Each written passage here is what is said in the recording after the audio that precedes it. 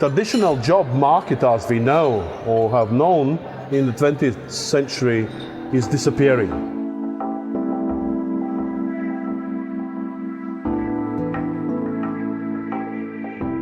Tällaiset vuosittaiset konferenssit on erinomaisen hyvä tapa päivittää tietonsa niin HR kuin työoikeudenkin puolella. Täällä voi sekä saada uusinta tietoa siitä, mitä on tapahtunut viimeisen 12 kuukauden aikana. Täällä saa tietää, mitä tulee tapahtumaan lähitulevaisuudessa. Täällä voi tavata paljon kollegoja ja vaihtaa kuulumisia ja saada tietoa siitä, mitä nykyään on meneillään muissakin työpaikoissa. No mun mielestä tämmöisissä konferensseissa on ensinnäkin aina kauhean kiva tunnelma, pääsee vähän irti siitä arjesta ja sitten täällä on se ammatillinen puoli tosi tärkeää.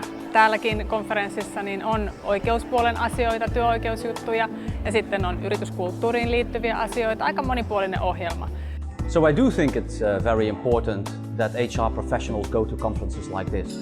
That's because if you're a numbers person, if that is your job, you can pick up things from books and online and so on. But if your job is about managing people, that is a very tacit skill, and that means that you have to be interacting with other people. Tämmöinen vuotuinen konferenssi, joka kokoaa niin henkilöstöhallinnon ammattilaisia kautta koko kentän, on äärimmäisen hyvä tapa saada uutta tietoa siitä, mitä paraikaa on meneillään ja mitä on tulevaisuudessa odotettavissa.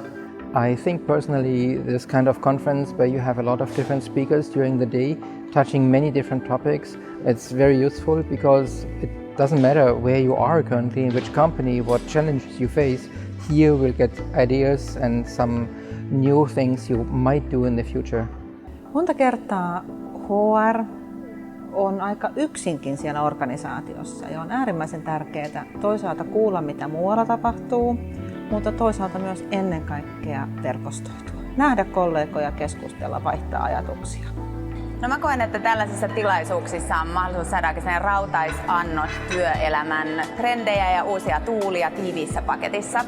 Itseäni kiinnostaa erityisesti työhyvinvoinnin asiat ja tänä vuonna erityisesti stressinhallinta, teoria ja sitten ihan käytännön tekniikat.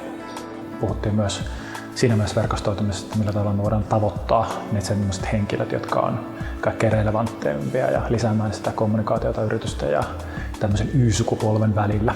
Tämmöisiin konferensseihin kannattaa osallistua sen takia, että aika usein me tupataan kaventaa meidän omaa ajattelua siellä omassa organisaatiossamme ja aletaan ajattelemaan asioita niin kuin ollaan aina uskottu niiden olevan. Ja sen takia se, että kuulee erilaisia käytäntöjä erilaisista yrityksistä, niin avaa vähän sitä omaakin näkökulmaa monesti asioihin. The conferences like these are testing grounds for new ideas in the world of absolutely changing work environment. People from different fields and companies come and try, talk, test, explore, deliberate those new ideas. And that's why they cannot do that online. They have to be there in person because you cannot do that online.